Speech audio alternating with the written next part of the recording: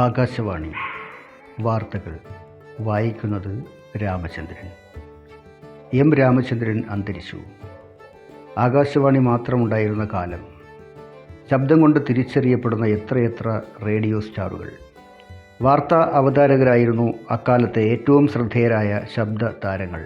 അതിൽ തന്നെ ഏറ്റവും ജനപ്രിയ ശബ്ദ സൗകുമാര്യത്തിൻ്റെ ഉടമയായിരുന്നു രാമചന്ദ്രൻ.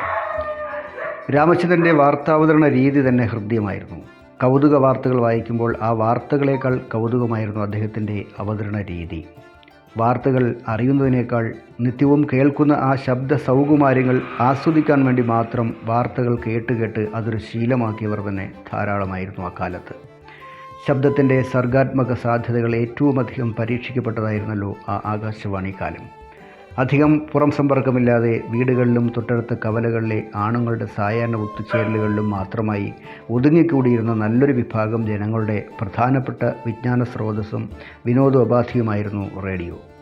റേഡിയോയിലെ വിവിധ പരിപാടികളുടെ അവതാരകരുടെയും നാടക താരങ്ങളുടെയും ശബ്ദങ്ങളെല്ലാം ജനങ്ങൾ കൃത്യമായി വേറിട്ടറിഞ്ഞിരുന്നു.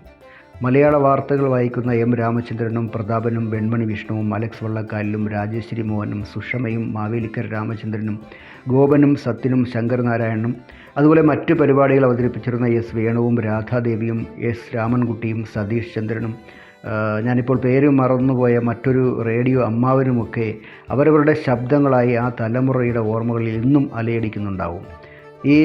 ഇത് പറയുമ്പോൾ ഓർമ്മ വന്ന പേരുകൾ മാത്രമേ ഞാനിവിടെ പരാമർശിച്ചിട്ടുള്ളൂ എന്ന് മാത്രം. കോഴിക്കോട്, തൃശ്ശൂർ നിലയങ്ങളിൽ വേറെയും ചില ശബ്ദതാരങ്ങൾ ഉണ്ടായിരുന്നു അക്കാലത്ത്. തിരുവനന്തപുരം നിലയത്തിൽ നിന്ന് പുറപ്പെടുന്ന ശബ്ദങ്ങളായിരുന്നു ഈ ഉള്ളവനൊക്കെ കൂടുതൽ പരിചിതം എന്ന് മാത്രം. ഒരു സന്ദർഭം വരുമ്പോഴാണല്ലോ അതുമായി ബന്ധപ്പെട്ട് ചിലതെല്ലാം എഴുതാൻ തോന്നുക. വാർത്താ താരം എം രാമചന്ദ്രൻ്റെ വിയോഗത്തിൽ അനുശോചനക്കുറിപ്പ് എഴുതുന്ന ഈ വേളയിൽ ആ ഒരു ആകാശവാണി തലമുറയെ പ്രതിനിധീകരിച്ച് എന്തെങ്കിലും ചിലത് കൂടി എഴുതിയതിൽ അനൗചിത്യമില്ലെന്ന് കരുതുന്നു.